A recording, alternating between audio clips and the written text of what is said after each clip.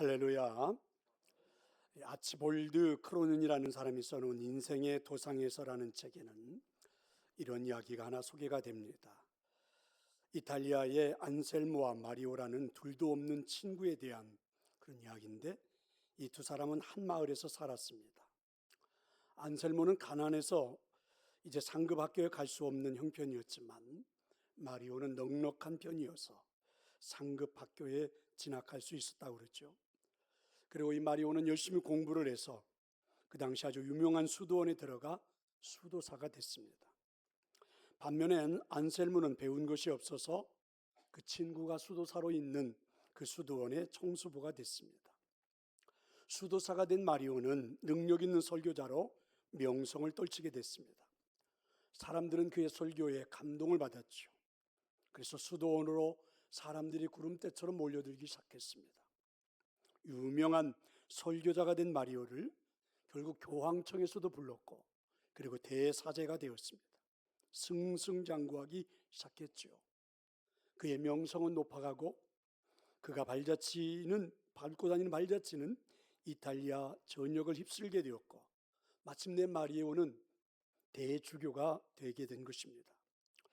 그런데 이상하리만큼 어느 날부터인가 이 마리오 대주교의 설교에 능력이 나타나지 않는 것입니다. 더 이상 사람들이 감동을 못 받고 결국은 이 대주교를 외면하기 시작했죠.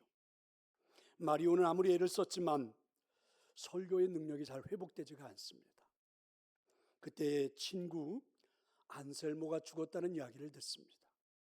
그런데 공교롭게도 이 친구 안셀모의 죽음과 함께 마리오의 설교의 능력이 떨어졌다, 잃어버려지게 됐다라는 게 이 책의 이야기입니다.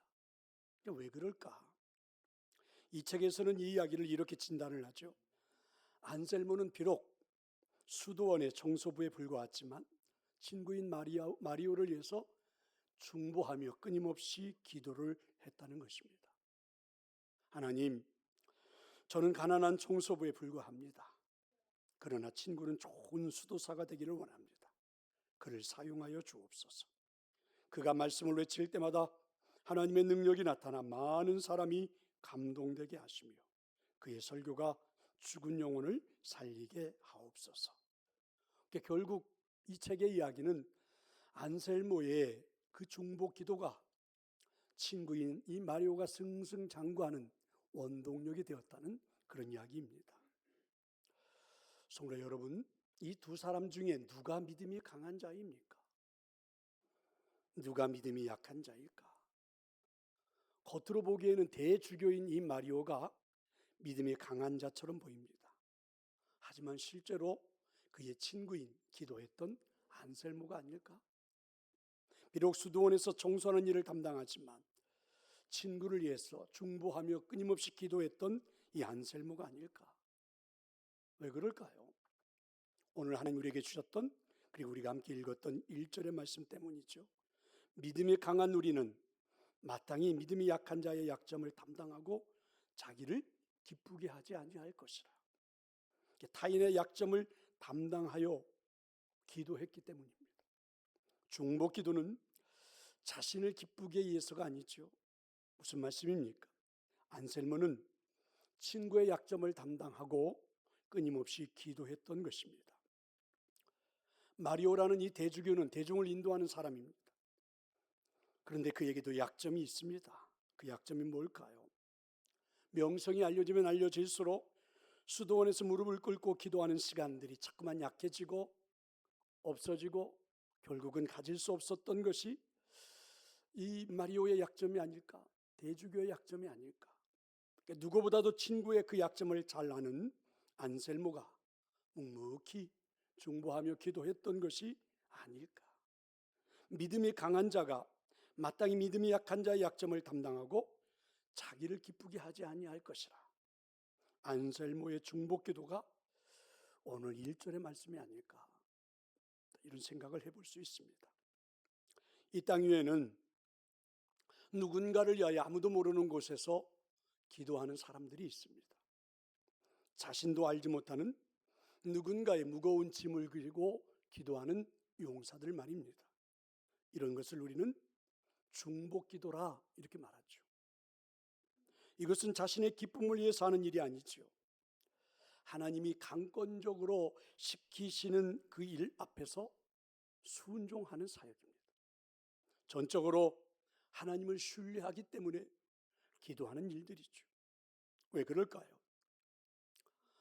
여러분, 이런 중복 기도는 이 땅에 살아가는 사람들이 좌절의 순간에도 포기하지 않고 일어설 수 있는 능력을 담고 있기 때문에 그렇죠.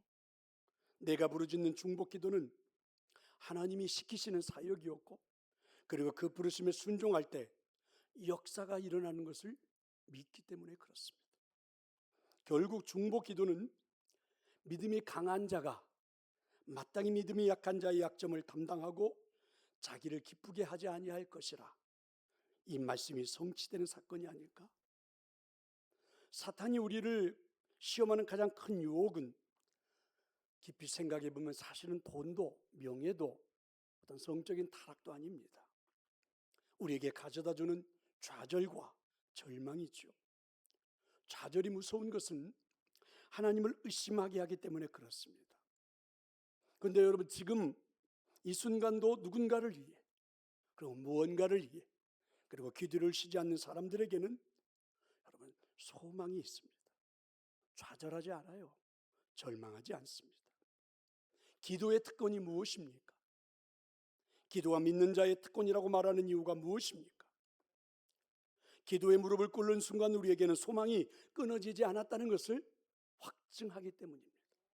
아직도 하나님의 역사가 남아있다는 것을 우리에게 보여주기 때문이죠. 그렇습니다. 믿는 우리에게는 이런 기도의 특권이 있습니다. 놀라운 특권이지 않습니까? 그런데 왜 우리는 이 기도의 특권을 잘 사용하지 않는 것일까? 왜 우리는 중복 기도에 큰 의미를 두지 않는 것일까? 아니, 전혀 하지 않는 것일까? 혹시 내가 누군가를 위해 기도할 만큼 믿음이 강한 자라고 생각하지 않아서일까? 나는 그런 기도를 할 만큼 강한 믿음을 소유하고 있지 않다고 생각하는 것일까? 그래서 기도하지 않는 것일까? 오늘 하나님은 특별히 우리에게 믿음이 강한 자가 약한 자의 약점을 담당하라 이렇게 말씀하십니다. 근데 저는 여기서 궁금한 게 있습니다. 누가 강한 자이고 그리고 누가 약한 자일까? 기준이 뭘까? 믿음이 강한 우리는 마땅히 믿음이 약한 자의 약점을 담당하고, 이 말씀의 기준이 도대체 뭘까? 감리교회 한희철 목사님이 써놓은 수필에 보면 이런 글이 하나가 있습니다. 이분이 매주 토요일마다 원주에서 모이는 한 모임이 있었다고 그래요. 어느 날인가 그 모임에 조금 일찍 가게 되어서 사람들을 기다리게 되었는데, 마치 모임을 하는 그 방 한 구석에 기타가 놓여져 있어서 그리고 집어들었습니다. 오랜만에 잡아보는 기타여서 기타 줄은 모두 다 풀려 있고, 그래서 음들이 제각각입니다. 맨 아래 줄부터 음을 맞추기 시작하는데, 근데 세 번째 줄을 음을 맞추는 순간에 문제가 생기고 말았습니다. 음을 조이고 풀고 하는 그 나사가 고장이 나서 꼼짝도 하지 않는 겁니다. 아무리 돌리려 해도 그 기타 줄을 어떻게 조율을 할 수가 없습니다. 그래서 더 이상 기타 줄을 맞출 수가 없어서 포기했지요. 내려놓을 수밖에 없었습니다. 그런데 다시 한번 물끄러미 그 기타를 바라보다가 다시 들었습니다. 그리고는 다시 음을 맞춰 나가기 시작했는데, 이번에는 맨 아랫줄부터 음을 맞추는 게 아니라 고장이 난 그 기타 줄을 기준으로 삼고 음을 맞추기 시작했습니다. 다 맞추고 났더니 음이 전체적으로 다 낮기는 했지만 그래도 그 기타를 가지고 연주할 수가 있었는데, 노래를 불러보니까 그런대로 좋았습니다.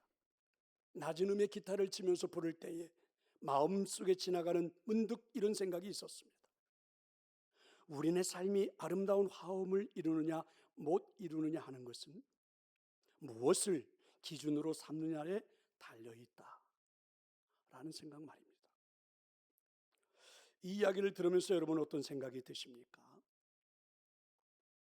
믿음이 강한 자와 약한 자의 기준이 무엇입니까? 타인의 약함을 위해 중복 기도하면 그것이 기준이 아닐까? 신앙의 연륜이 기준이 될까? 어떤 직분의 소유자인가가 기준이 될까? 아닙니다. 타인의 아픔을 보고 중보 기도를 시작하면 그것이 믿음이 강한 자가 아닐까?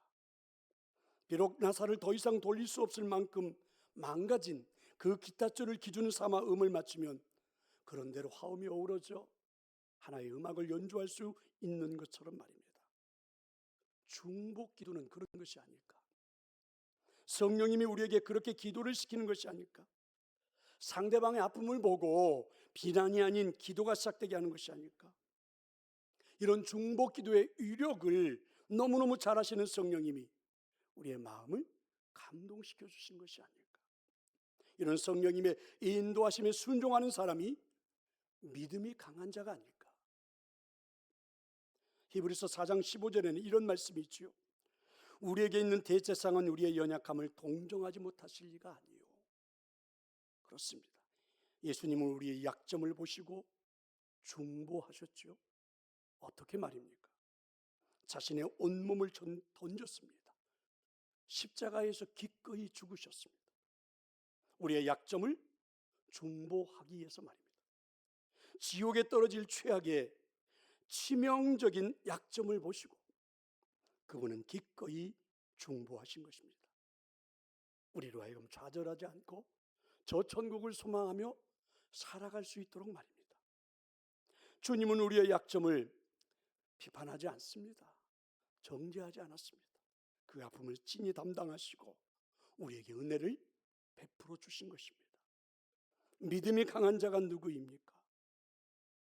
타인의 약점을 보고 중보 기도를 시작하는 자이죠. 자신을 기쁘게 하기 위해서가 아닙니다. 성령님의 인도에 순종하는 자. 그분이 바로 믿음이 강한 자일 것입니다. 하지만 중보 기도는 우리에게 부담이 되는 것도 사실이죠. 분명 우리 개개인이 가지고 있는 짐들이 있지요. 아마 초대교회도 함께 신앙생활한 공동체 안에는 짐이 되는 사람들이 아마 있었을 것입니다. 오늘 본문의 배경이 되는 그 초대교회도 말입니다.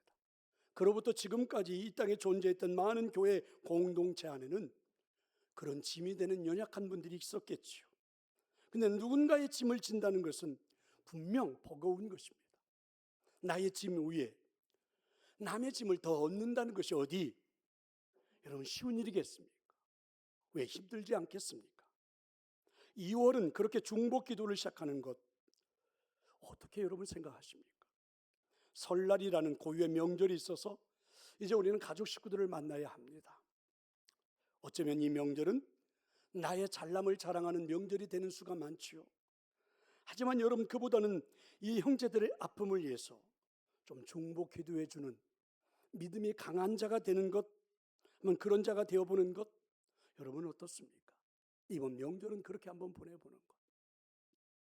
2월은 기독교의 가장 의미 있는 명절이 시작되죠. 사순절입니다. 어떤 절기입니까? 중보 기도를 하는 절기죠.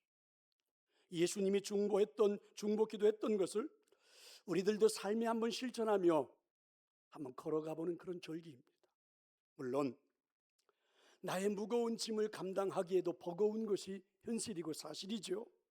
거기에 또 하나의 짐을 얻는다는 것은 물론 힘겨운 일입니다. 혹시 여러분 개미와 배짱이의 이야기를 기억하십니까? 그리고 요즘 새로 나온 개미와 배짱이의 비전, 새로운 버전도 여러분 알고 계십니까? 이 이야기를 우리는 잘 알고 있죠. 개미는 열심히 일을 해서 겨울을 대비했습니다.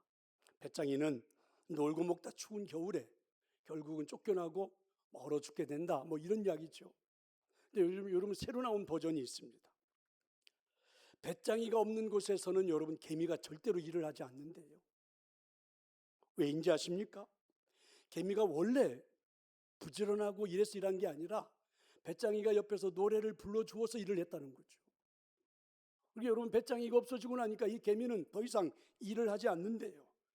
옆에서 배짱이가 노래를 불러줘야만 일을 하는 개미. 그래서 여러분 서로가 서로에게 도움이 되는 존재. 사실인 것 같지 않습니까? K-팝. 그렇지 않습니까?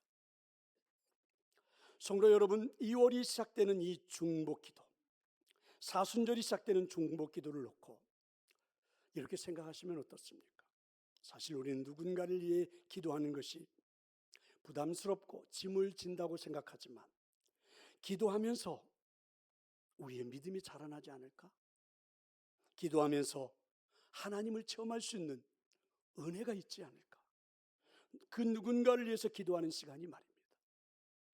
사실 우리는 짐을 진다는 것을 부담으로 생각하지만 여러분, 주님의 마음을 가지고 짐을 진다고 할 때 결코 손해보는 삶을 살지 않는다.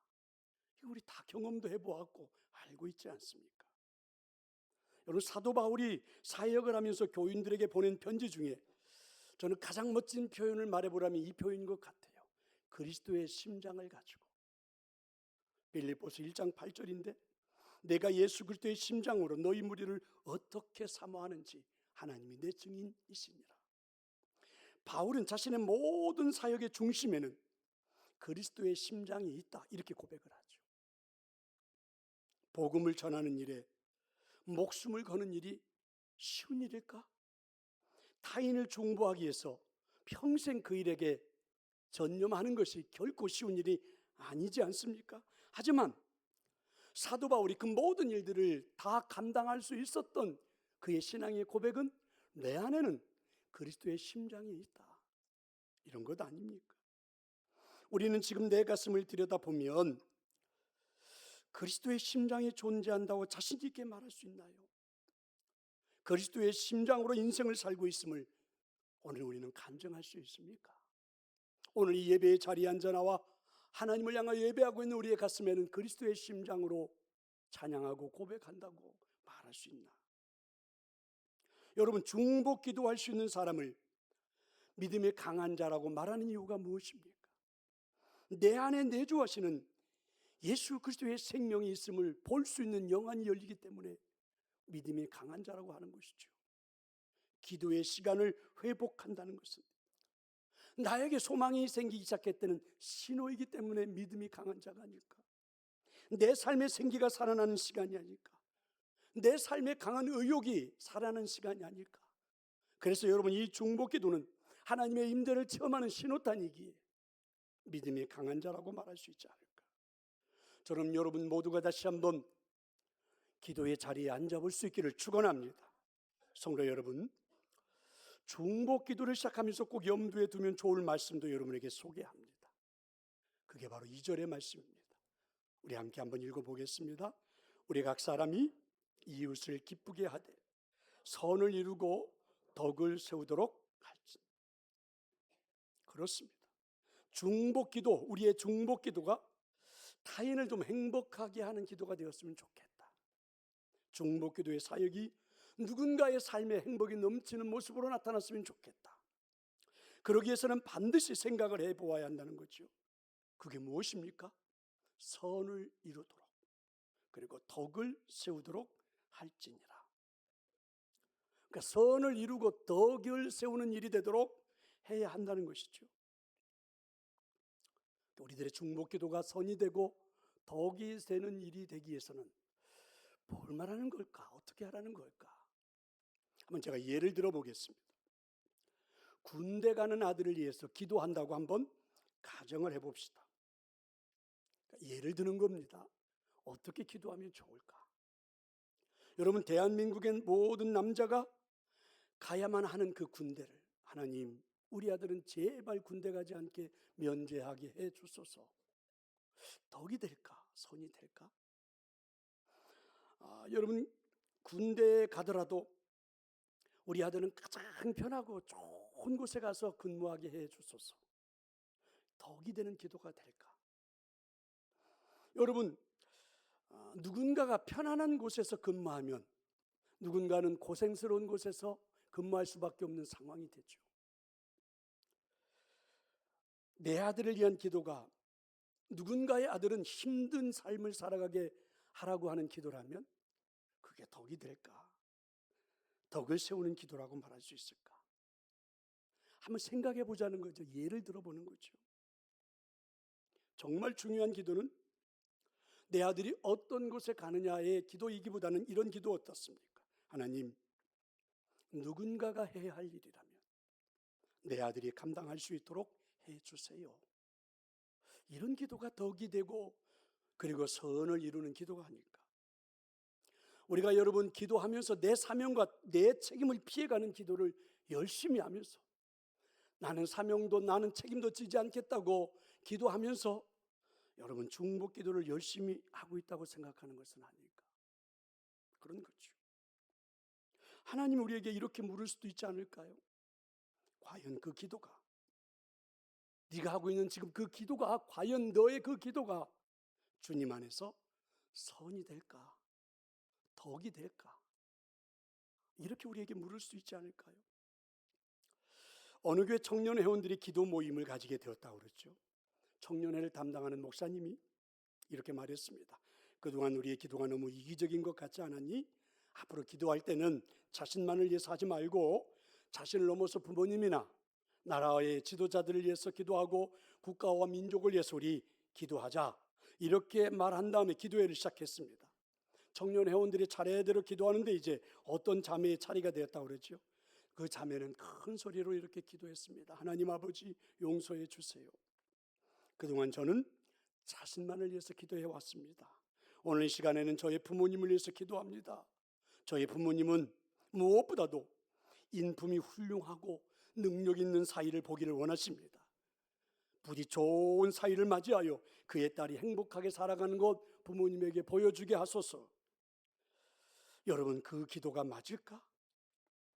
경제적인 어려움을 당하는 그 누군가를 위해서 여러분 기도하십니까? 자신의 잘못을 인하여 많은 빚을 지고 있는 누군가를 위하여 기도하십니까? 그 사람에게 필요한 것이 부채를 탕감해주는 천사가 나타나 그렇게 해달라고 하는 것이 덕을 세우는 기도일까? 아니면 어려운 이 시기를 잘 그분이 인내하면서 이겨내고 열심히 일하며 살아가는 것을 꼭 하나님 체험하고 배우게 해주소서. 이렇게 기도하는 것이 맞는 걸까? 말씀을 마칩니다. 성도 여러분, 어쩌면 여러분들이 중보 기도의 자리에 끌려 나오듯이 그렇게 앉을 수도 있겠죠. 저는 여러분을 그렇게 강제로 중보 기도 자리에 끌어내고 싶지는 않습니다. 하지만 성령님이 저한테 시키시면 저는 순종할 겁니다. 여러분이 1층의 게시판을 보셨죠?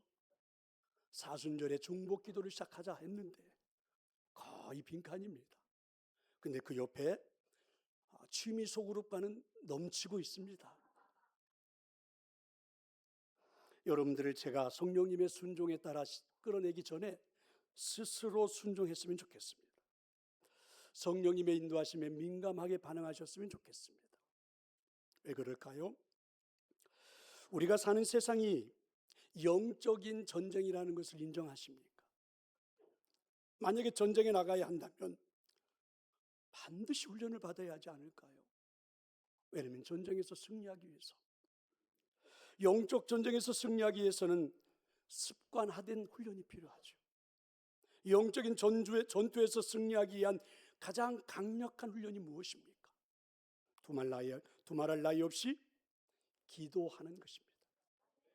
다른 사람을 위한 중보기도, 어쩌면 나와는 직접적인 연관도 없는 이 세상의 모든 일에 대하여 기도하는 것, 여러분 영적인 훈련 없이 불가능하죠. 우리에게는 기도의 습관이 절대적으로 필요한 것입니다. 오늘 하나님께서 여러분의 삶에 어떤 시간을 기도하는 시간으로 만들어 주실지 저는 기대가 됩니다. 예수님은 주로 새벽에 한적한 곳을 찾아 기도하셨죠. 저와 여러분 모두가 새벽의 시간을 깨우라, 저는 이렇게 말하는 게 아닙니다.